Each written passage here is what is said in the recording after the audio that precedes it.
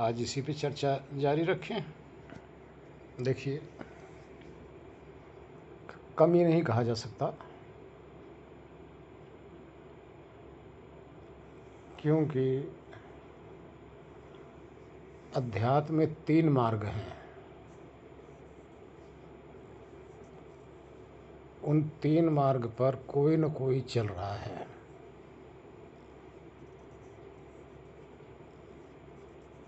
तीन मार्ग कौन कौन से हैं?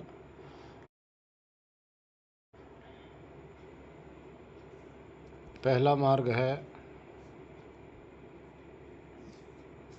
ज्ञान योग। ज्ञान योगी जब ज्ञान मार्ग पर चलते हैं तो उनको दूसरा मार्ग अगर आगे पकड़ाने लग जाओ तो उनको बहुत कठिनता होती है, क्योंकि ज्ञान मार्गी का सिर्फ एक ही लक्ष्य होता है, स्वयं अपने शुद्ध स्वरूप चेतन आत्मा को कैसे जाने। वो दूसरे और मार्ग को महत्व नहीं देते। अब इस मार्ग पर चलते चलते उनका विश्वास दृढ़ रहता है और इसी मार्ग पर वो आगे उन्नति करते रहते हैं। दूसरा मार्ग पकड़ने की कोशिश भी नहीं करते और दूसरा मार्ग उनको बताया भी नहीं जाता, उस सुनने भी को भी नहीं मिलता उनको। भाई रास्ता तो है ही नहीं उनके पास, रास्ता बताने वाला कोई नहीं है। भाई जिस गुरु के पास लग गए तो उनके पास एक मार्ग है जो ज्ञान मार्ग का, वही बताते हैं। इसलिए वो सिर्फ उसी मार्ग पर टिके रहते हैं। उसमें यदि आगे जोड़ा जाए, दूसरा है भक्ति मार्ग। यदि ज्ञान मार्गी को भक्ति मार्ग जोड़ा जाए तो उनके लिए एक नई चीज़ होती है। उस नई में पहले वो तो विश्वास ही नहीं होता,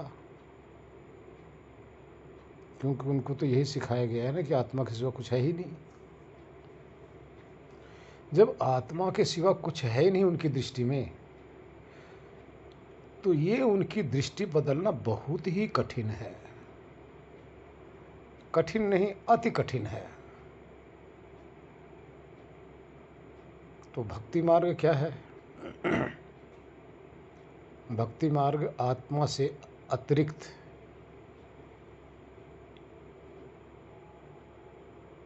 एक परम पिता परमात्मा की तरफ इशारा करता है, जिसमें प्रेम की आवश्यकता पड़ती है। और बिना प्रेम के ये भक्ति मिलती नहीं। ज्ञान मार्गी को प्रेम की आवश्यकता नहीं होती, उनको ज्ञान की आवश्यकता होती है। वो ज्ञान के द्वारा अपने मार्ग पर चलते हैं। इसलिए ज्ञान मार्गी को भक्ति मार्ग में आना मुश्किल हो जाता है। लेकिन धीरे धीरे जब उनको समझ में आती है तो चलने का प्रयत्न तो करते हैं, लेकिन उनकी गलती नहीं है, प्रयत्न करते हैं। और करते तभी हैं जब उनके समझ में आती है। जब आत्मा के विषय में पूर्ण रूप से जब समझ लेते हैं, जब तक अधूरा ज्ञान है आत्मा के प्रति, स्वयं के प्रति, तब तक न तो आत्मज्ञान होता है और न ही आगे चल सकते हैं। जैसे ही आत्मा का पूर्ण ज्ञान हुआ कि देखिए हम एक जगह हैं, इस देह के किस कोने में बैठे हैं, कहाँ कहाँ बैठे हैं, जब अपनी पकड़ होने लग जाती है ना, पूर्ण जब उनको अनुभूति हो जाती है, तब उनको आगे भक्ति की जरूरत पड़ती है। और भक्ति मार्ग में बताया गया है कि अपना समर्पण। जब तक समर्पण नहीं होगा तब तक दूसरे के प्रति प्रेम नहीं होगा। और ज्ञान मार्ग एक नीरस स्थिति है, नीरस, क्योंकि ज्ञान में रस नहीं है। ज्ञान है तो प्योर बिल्कुल, जिसके अंदर किसी भी प्रकार का कोई मिश्रण है ही नहीं, लेकिन नीरस है। और भक्ति मार्ग जो है ये बिल्कुल, इसमें रस ही रस भरा पड़ा है। अब जिसको रस की जरूरत होती है तो वो भक्ति मार्ग में भी आगे प्रयत्न करता है। तीसरा है कर्मयोग। कर्मयोग क्या करता है? कर्मयोग का ये कहना है, आप इस संसार में रहते हुए सिर्फ निष्काम कर्म करो। न तो आपको ज्ञान की आवश्यकता है, न ही आपको भक्ति की आवश्यकता है। क्योंकि आप देखिए, आप ज्ञान मार्गी भी अगर होंगे तो कर्मयोगी तो बनना ही पड़ेगा। ज्ञान मार्गी भी कर्मयोगी ही होता है, यानी करता हुआ अपने आप को अकर्ता स्वीकार करना पड़ता है।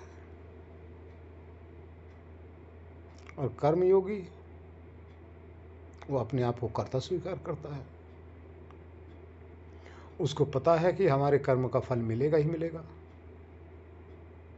इसलिए अपने कर्म फल की तरफ देखते हुए ऐसा कोई कर्म ही नहीं करेगा जिससे वो बंध सके।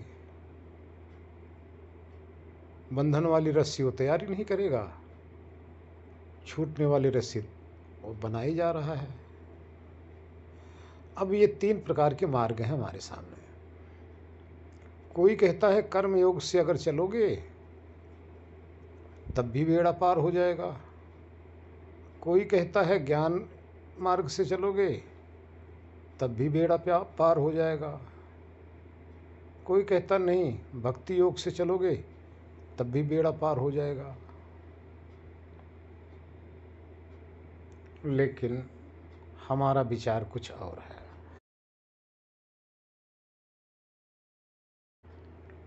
हम अपना विचार क्या रखते हैं कि भाई ये तीनों मार्ग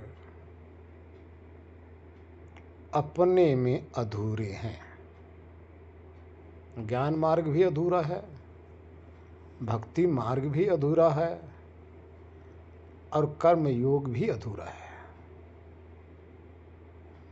इसलिए हमारी दृष्टि में, मैं अपनी सिर्फ स्पेशल अपनी दृष्टि बता रहा हूँ, तीनों मार्ग को लेके चलो। तीनों मार्ग के अंदर निपुण होइए और तीनों मार्ग की अति आवश्यकता भी है। जब तीनों आ जाएंगे तो बल्ले बल्ले होगा, तब तो बेड़ा पार होना अवश्य ही है। अब कैसे, इस पे विचार किया जाए। देखिए, आप ज्ञान योग में चल रहे हैं, आत्मा को जानने का प्रयत्न कर रहे हैं। क्या आत्मा को जानते हुए आपको पाप करने के लिए अलाउ करता है ज्ञान योग? नहीं अलाउ करता। वो कहता है कर्मों से बचो, क्योंकि कर्म फल ज्ञान योगी भी मानते हैं। उनका तात्पर्य है आत्मा को जानो, आत्मा को देह से अलग करो, इंद्रियों से अलग समझो, उसके शुद्ध स्वरूप में जाइए, वहाँ अपना साक्षात्कार कीजिए, उसको मुक्त कीजिए। मुक्त का अर्थ है प्रकृति के बंधनों से, प्रकृति से अलग अपने शुद्ध स्वरूप को कर लो और अनुभव करो। लेकिन ये तो नहीं कहता कि पाप करो। अब यहाँ हम कर्मयोग को जोड़ देते हैं ये कर्मयोग भी तो यही कह रहा है कि पाप मत करो भाई, निष्काम कर्म करो। तो ज्ञान योगियों को भी कर्मयोग की आवश्यकता पड़ती है। अब ज्ञान योगी कहाँ तक पहुँचे? अपने आप को प्रकृति से छुड़ा लिए, इनका लक्ष्य सिर्फ मुक्ति है, सिर्फ आत्मा को विजाति पदार्थों से अलग कर लो। लेकिन अब हमारा आगे क्या लक्ष्य है, हमारी क्या सोच है? भाई आपने मुक्त तो कर लिया, लेकिन आत्मा जाएगा कहाँ आप बताइए ना। आत्मा को अकेला कर लिया। आत्मा ज्ञान स्वरूप है, आत्मा चेतन तो स्वरूप है, आत्मा ज्ञाता है, बेहोश तो है नहीं।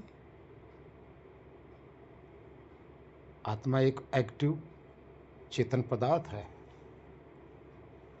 अब उसके लक्ष्य को देखिए, संसार की तरफ दृष्टि डालिए। क्या आपको ज्ञान चाहिए या आपको सुख चाहिए? अगर किसी को कहा जाए कि सिर्फ ज्ञान ले लो, सुख की जरूरत नहीं है, तो पहले वो सुख की तरफ जाएगा, क्योंकि आत्मा का अपना लक्ष्य है सुख की प्राप्ति और दुख से निवृत्ति। और आत्मा के अंदर सुख की प्राप्ति नहीं है, लेकिन ज्ञान की प्राप्ति है। लेकिन दुख से निवृत्ति वहाँ भी हो जाती है, आत्मज्ञान में भी दुख से निवृत्ति हो जाती है, परंतु सुख की प्राप्ति नहीं हो पाती। जो समस्त ब्रह्मांड के जितने भी चेतन मात्र हैं, किसी भी 84 की तरफ आप दृष्टि डालिए, उनकी सिर्फ एक ही तलाश है, सुख।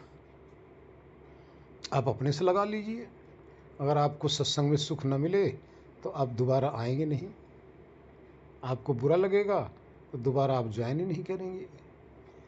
जहाँ भी आप जाते हैं, अगर आपको अच्छा लगता है तो वहीं ठहरते हैं, बुरा लगता तो भाग लेते हैं। तो आत्मा का क्या स्वभाव है? अटैचमेंट, डिटैचमेंट, यही तो करता है। जहाँ उसके अनुकूल हुआ वहाँ अटैचमेंट कर लेता है, जहाँ उसके प्रतिकूल हुआ वहाँ से अपने आप को डिटैचमेंट कर लेता है, हटा लेता है। तब उसका लक्ष्य असीम सुख की प्राप्ति है। या संसार में जो भी सुख है, अगर असीम सुख का उसको ज्ञान नहीं, विवेक नहीं है, तो जो छोटा मोटा सुख है उसमें तो लगा ही है। देखिए, हम आप लोग भी सुख की तलाश में हैं। घर में आप रह रहे हो, आपको भी अगर घर में से सुख मिलेगा तभी वहाँ रहेंगे। लड़ाई झगड़ा क्लेश अगर हो तो आप भी यही सोचेंगे इस घर को छोड़ के कैसे चले जाऊं। तो सुख आपको भी चाहिए, लेकिन वो विषयों को सुख वहाँ मिलेगा, और विषयों का सुख क्षणिक ही होगा। इसलिए हम मुक्ति से अलग एक और चीज की व्याख्या करते हैं, जिसको मोक्ष कहते हैं। यानी आत्मा को उस परमात्मा के साथ जोड़ दो, आत्मज्ञान करो, आत्मा को प्रकृति से, इंद्रियों से अलग कर लो, और इस परमात्मा इस को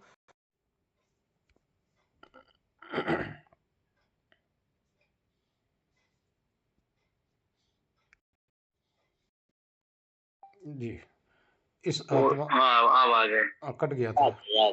इस आत्मा को उस परम पिता परमात्मा के साथ जोड़ दो, क्योंकि आत्मा का एक ही लक्ष्य, जहाँ विशेष सुख मिल जाएगा तो वो तुच्छ जो सुख है उसका त्याग कर देगा। तो इसलिए हम तो तीनों मार्ग को जब हम लेते हैं तब वहाँ पूर्णता होती है। अगर आपको ज्ञान नहीं है तब भी अधूरे हैं। अगर आपको परमानंद नहीं मिला तब भी अधूरे हैं। अगर आप कर्म करने में बुरे कर्म कर रहे हैं, ज्ञान मार्गी भी हैं, भक्त भी हैं, तब आप बंध ही रहे हैं। जितना मर्जी ज्ञान मार्गी हो जाओ, जितना मर्जी भक्त हो जाओ, पाप तो कर ही रहे हो। क्या सोचोगे कि हम छूट जाएंगे? कदापि नहीं छूटोगे, क्योंकि ये संसार, ये शरीर कर्म प्रधान है। कर्म करोगे तो उसका फल मिलेगा। अब देखिए, जो आप ज्ञान मार्ग पे चल रहे हो तो ये भी तो कर्म है। भक्ति मार्ग पे चल रहे हो, ये भी तो कर्म है। आप कर्म योगी बन रहे हैं, निष्काम कर्म कर रहे हैं, ये भी तो कर्म है। ये तीनों कर्म अगर कर लो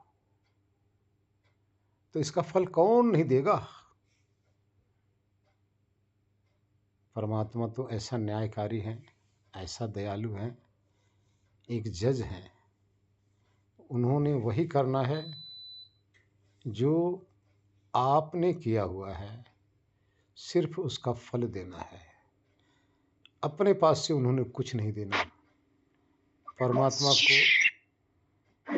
ईश्वर को यूँ समझो कि बैंक के कैशियर के पास आप जाइए, अपना चेक भरिए या और कुछ कीजिए। आजकल ऑनलाइन हो रहा है।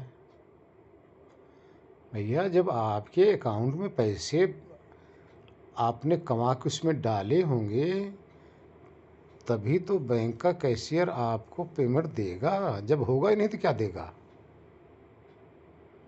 इसी तरह से आपके कर्म होंगे तभी तो परमात्मा फल देंगे। क्या परमात्मा आपका कर्म करने आएंगे? नहीं, कर्म तो आप ही करेंगे।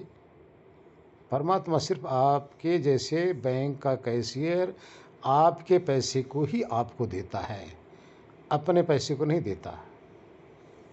इसी तरह से कैशियर के स्थान पर बैठकर परमात्मा आपके ही कर्मों के फल को देता है आपको।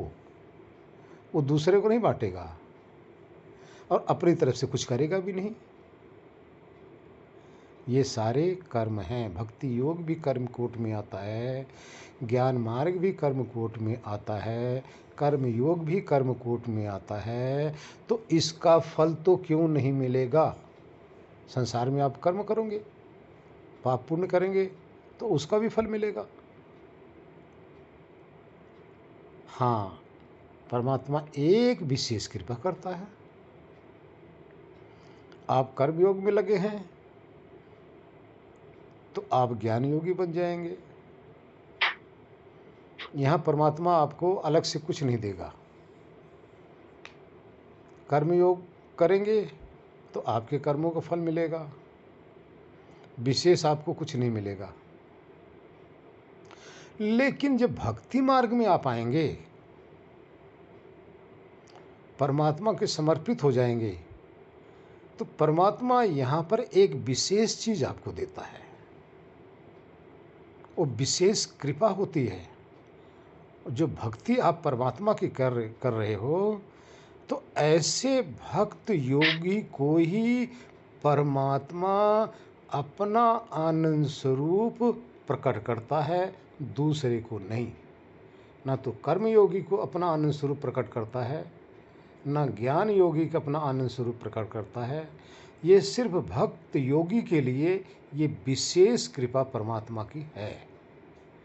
इसलिए कृपा है कि भक्त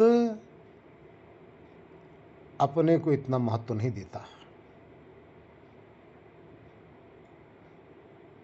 भक्त तो सिर्फ भगवान को महत्व देता है, इसलिए वो सिर्फ भगवान को ही मांग लेता है। अब आप बताइए, जो जिसने भगवान को ही मांग लिया भगवान से,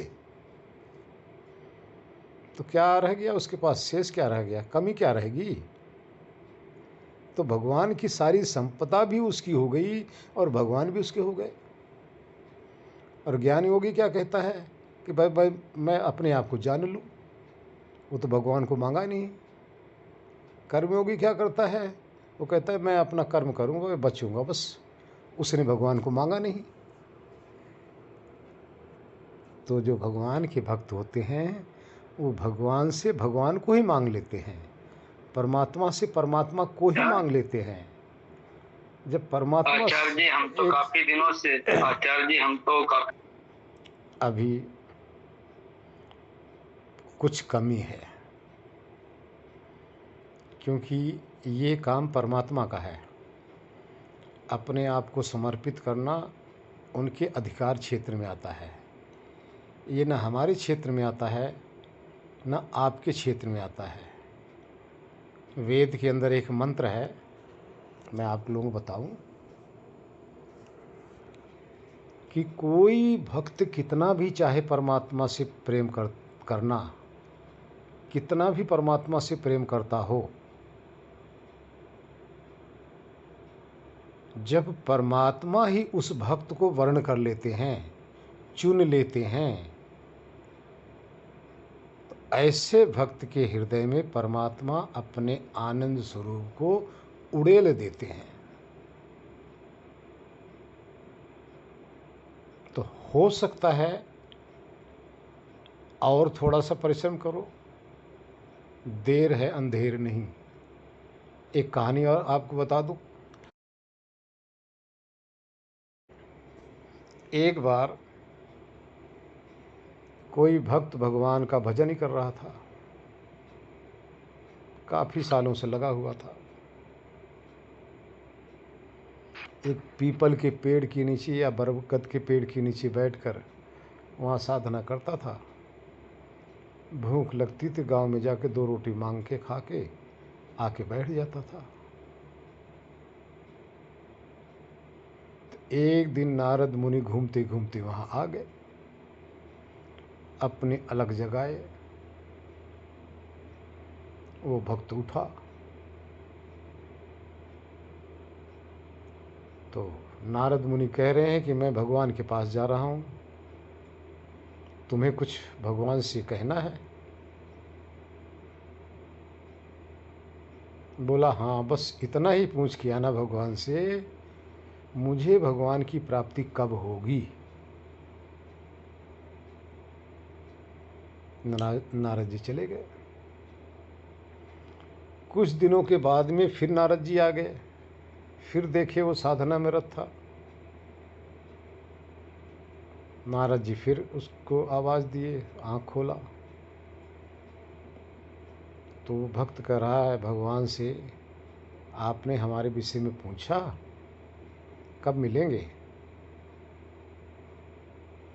तो नारद जी बोले हाँ, भगवान ने ये कहा है कि जिस पेड़ के नीचे वो तपस्या मेरी कर रहा है, उसमें जितने पत्ते हैं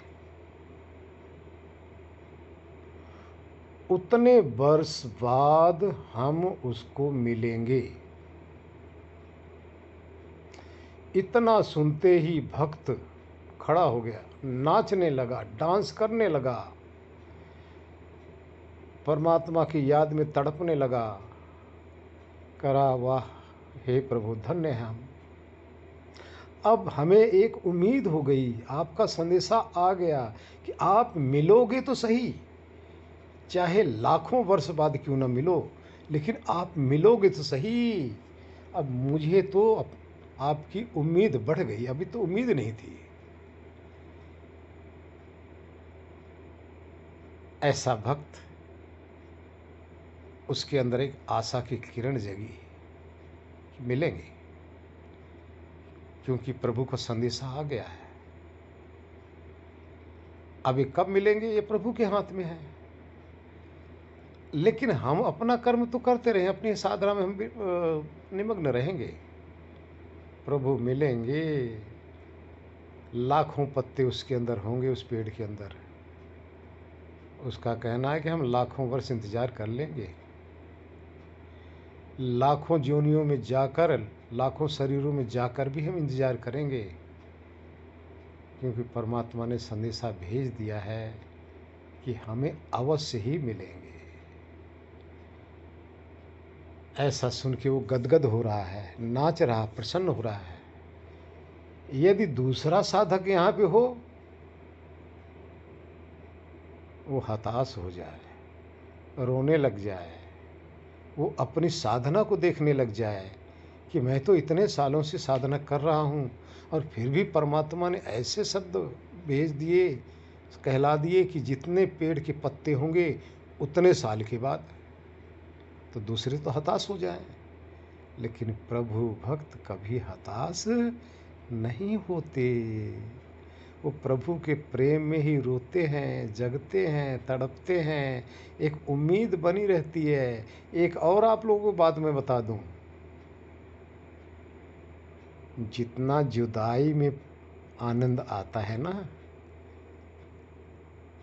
जितना जुदाई में प्रेम आता है ना, उतना मिलने के बाद में प्रेम नहीं होता।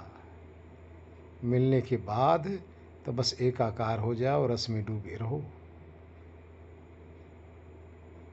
लेकिन इस जुदाई का जो गम है ना, जुदाई के जो आंसू है ना, जुदाई का जो प्रेम है, बहुत तड़पाती है। लेकिन ये तड़प बहुत अच्छी लगती है। इतनी तड़प ये प्रिय लगती है कि बस मत पूछो। उस साधक से पूछो, जी आचार्य जी। उस साधक से पूछो जो परमात्मा की जुदाई में तड़प रहा होता है। लेकिन ये तड़प बहुत प्रिय लगती है, इतनी आनंदित, इतनी प्रिय कि बस जी मत पूछो। ये तो हम ही जानते हैं जितनी तड़प हमें जी जी होती है। जी। दर्शन कर लेता है तो गुरुजी फिर उसका ज्ञान अधूरा ही तो रहा, उसने परमात्मा को तो पाया ही नहीं, तो वो तो अपूर्ण ही रहा ना फिर। जी देखिए, वो प्रकृति के बंधन से छूट तो गया है, अपने आप को छुड़ा तो लिया है, जान तो लिया है, लेकिन आत्मा का जो मुख्य लक्ष्य है सुख की प्राप्ति, वो नहीं हुआ, वो अधूरा है। अधूरा तो तीनों से होता है, पूरा तो तीनों से होता है। कर्म योग, ज्ञान योग, भक्ति योग, तीनों को अगर ले लो ना तो वहाँ पूर्णता आ जाती है, कुछ बचता ही नहीं। संपूर्ण चीज़ की प्राप्ति, कर्म में भी निपुण, ज्ञान में भी निपुण और भक्ति में निपुण, ये तीनों मार्ग मिलकर एक आत्मा को उसके संपूर्ण लक्ष्य की प्राप्ति कराते हैं। संपूर्ण लक्ष्य जो आत्मा की तलाश है, सब कुछ उसको प्राप्त हो जाता है। इसलिए हम जो हैं, हमारी जो अपना मेन थिंकिंग है, हम तीनों मार्ग को लेकर चलते हैं। हम एक मार्ग पर किसी को भी मना करते हैं कि मत फंसो भाई।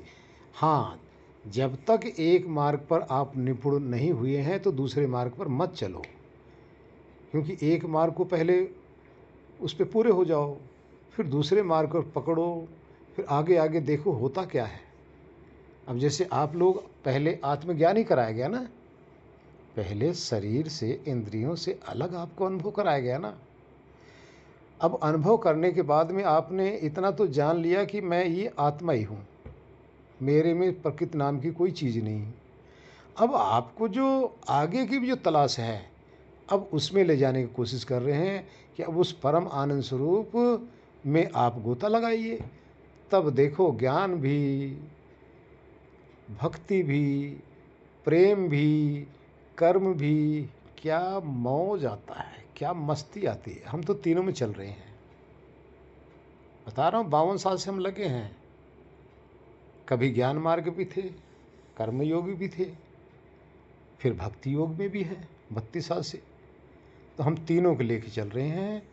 और यहाँ साधक हर तरफ से तृप्त, कहीं अधूरा नहीं रहता, उसको अधूरापन महसूस ही नहीं होता।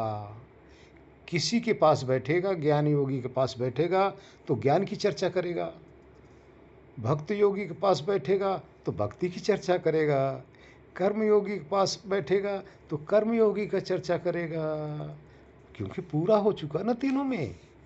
और ज्ञान मार्ग के पास बैठो, वो सिर्फ ज्ञान मार्ग की चर्चा करेंगे, भक्ति मार्ग के विषय में जानते नहीं। और भक्ति मार्ग अगर सिर्फ भक्ति मार्ग पे अकेला लगा है, उस ज्ञान मार्ग को नहीं जानता। इसलिए तीनों मार्ग मिलकर आत्मा को कर्म फल से भी बचाते हैं, बुरे कर्म से भी बचाते हैं, लेकिन शुभ कर्म में प्रेरित करते हैं और आत्मा के शुद्ध स्वरूप को जानने का प्रयत्न करते हैं। शुद्ध स्वरूप को जानकर परम आनंद में निमग्न भी हो जाते हैं, क्योंकि आत्मा की कितनी अवस्थाएं होती हैं। पहले आत्मा अज्ञान आत्मा होता है, अज्ञान का आत्मा कुछ नहीं जानता। अब जब आगे आता है, किसी ज्ञानी पुरुष के संपर्क में आता है तो आत्मा को जानने लगता है, तब वो जाके ज्ञान आत्मा हो जाता है। अब यही ज्ञान आत्मा जब परमपिता परमात्मा के साथ जुड़ता है तो वो शांत आत्मा हो जाता है। ऐसा शांत आत्मा न तो ज़्यादा उछलता है, न ज़्यादा रोता है, और न ज़्यादा वो बहुत ज़्यादा खुश होता है। वो सम हो जाता है। सम होने के बाद में विदेह हुआ, प्रकृति लय हुआ, जीवन व्यतीत करता है। और फिर उसको तो एक ही लक्ष्य रह जाता है कि केचुली की जैसे सांप केचुली छोड़ते हैं, उसी तरह से इस शरीर रूपी केचुली को छोड़कर मैं परमात्मा के साथ मिल जाऊंगा, क्योंकि जहाँ जाना है उसको पूरा ठिकाना मिल गया है।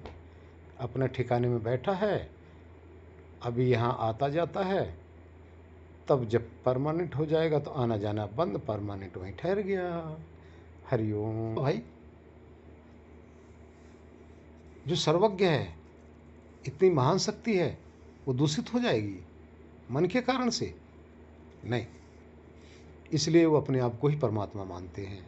हो गया कल्याण, मान लिए ना। है और वो भी चेतना है जी तो दूषित तो दोनों ही नहीं होता ना गुरुजी? जी, देखिए, दूषित का अर्थ यहाँ यूँ समझो, जिसमें चेंजिंग हो जाए। डॉक्टर साहब अपना म्यूट कर। आत्मा परमात्मा उसे कहते हैं जिसमें किसी भी प्रकार का कोई बदलाव ना हो सके। बदलाव का अर्थ है आप ज्ञान स्वरूप हैं, तो आपका ज्ञान समाप्त हो जाए तो ये बदलाव है, ये दूषित होना है। आपका ज्ञान ज्ञान ही रहे, चेतना चेतन ही रहे, ऐसा ही रहता है। चेतना जड़ नहीं हो सकती और जड़ चेतन नहीं हो सकती, क्योंकि अगर चेतन जड़ हो गया, बदल गया, तो तो विकारी हो गया, उसमें विकार आ गया। और जिसमें विकार आ जाए वो सत्य होता ही नहीं। इसी तरह से परमात्मा में विकार नहीं आता। परमात्मा अविकारी है, आत्मा भी अविकारी है। आत्मा कट पिट नहीं सकता, जल नहीं सकता, इसलिए उसमें विकार संभव ही नहीं है। इसी तरह से परमात्मा के अंदर है, चेतन दोनों हैं। फर्क इतना है, एक चेतन सिर्फ इस देह का मालिक है, देह में कर्म कर सकता है, ये हम सब आप सब हैं। और एक चेतन समस्त 84 के चेतन का नियंता है, समस्त जड़ प्रकृति का भी नियंता है। वो पूरे ब्रह्मांड का चेतन है और हम शरीर का चेतन है। दोनों चेतन में इतना भेद है, लेकिन दोनों सत्य हैं, दोनों अनादि हैं। दोनों का मटेरियल नहीं मिलता बनने का, दोनों का बनाने का कोई ऐसा मटेरियल नहीं मिलता जिससे को बने हो। और जो संसार आप देख रहे हो, इसका मटेरियल प्रकृति है। और प्रकृति क्या है? न्यूट्रॉन, प्रोटॉन, इलेक्ट्रॉन, 17 स्तंभ, इसके मिश्रण से सारा संसार बन रहा है। लेकिन वो भी सत्य है, वो भी सत्य है, सदा रहती है। लेकिन उसका जो कार्य है ये बदलता रहता है। बस ये फर्क है। प्रकृति में विकार होता रहता है, आत्मा में परमात्मा में कोई विकार नहीं होता। नारायण। आपको खूब खुश रखे, स्वस्थ रखे। हमेशा हम सभी पे अपना प्यार, अपना आशीर्वाद ऐसे बनाए रहे गुरु जी। ये बातें हम हृदय की धड़कनों से कह रहे हैं गुरु जी, एकदम अंतरतम अपने हृदय की गहराइयों से कह। देखिए, आप लोग तो सुनते ही हैं कि प्रभु के बिना इस धरती पर एक पत्ता भी नहीं हिलता। अब आप लोगों जी से गुरु जी। अब आप लोगों से मैं एक बात यहाँ प्रश्न कर रहा हूँ। अब आप लोग जी जो मैं प्रश्न करने जा रहा हूँ, सच ही सच सबको ही बोलना। इस समय हाँ गुरु जी। इस समय आप लोगों का किसी भी चीज़ का दुनियादारी से, अपने शरीर से सब लिंक कटा हुआ है। सिर्फ ही सिर्फ शुद्ध रूप आत्मा और इस शुद्ध शब्द को सुन के मग्न हो रहा है। इस समय जी इतनी शांति, इतना सुकून लग रहा होगा कि मन बिल्कुल हल्का और प्रसन्न। सबका हो रहा है, नहीं हो रहा है कि नहीं? समय बिल्कुल ठहरा लग रहा होगा। हाँ जी गुरु जी। देखिए, ऐसे जब भक्त भगवान के प्रेम में निमग्न होता है ना, तो मत पूछो क्या गुजरती है। उस दिल से पूछो जिस दिल के अंदर प्रेम उमड़ता है। सारी दुनिया समाप्त सी समाप्त, और बड़ा आनंद आता है। यही प्रेम है, इसी प्रेम को जगाओ। गुरु जी आपके प्रति हैं गुरु जी। ये इन शब्दों में हम बोलना चाहेंगे। आज मौका मिला है, भुना लीजिए। आज मौका मिला है, भुना लीजिए। गीत वैराग का गुनगुना लीजिए।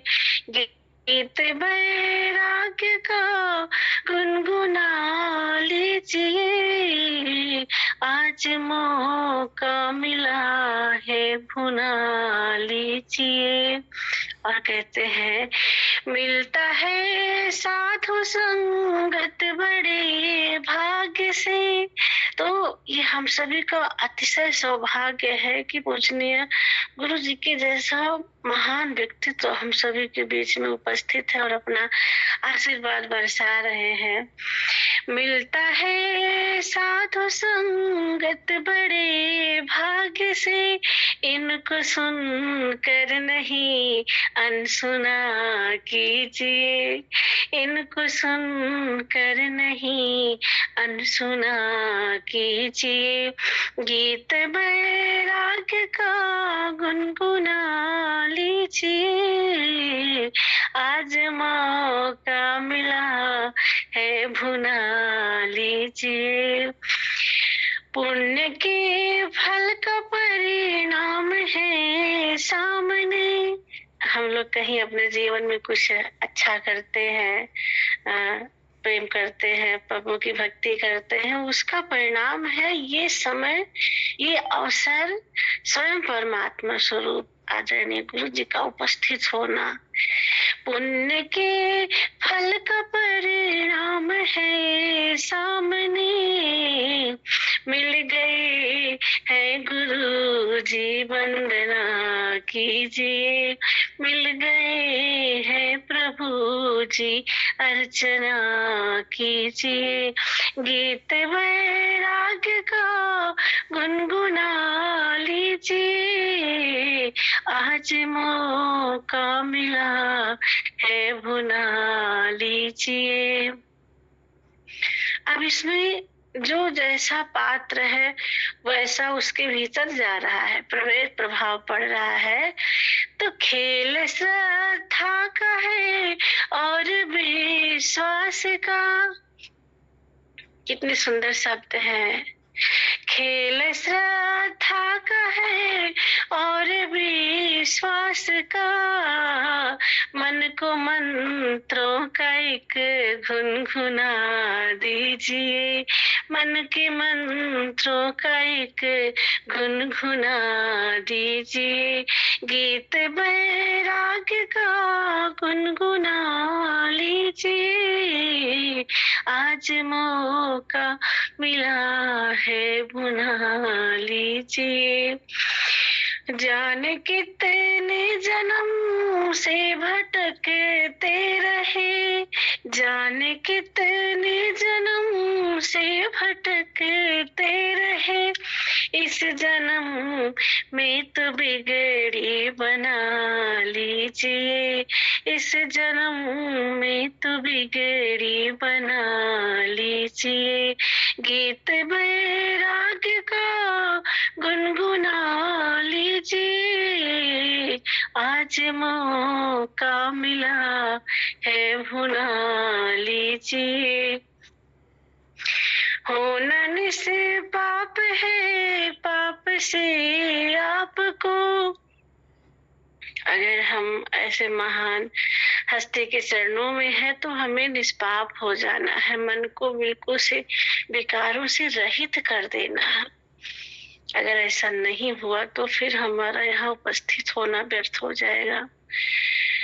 होना निष्पाप है, पाप से आपको, राम की धुन की धुनी रमा लीजिए, गुरु की धुन की धुनी रमा लीजिए, गीत बैराग्य का गुनगुना लीजिए, आज मौका मिला है भुना लीजिए।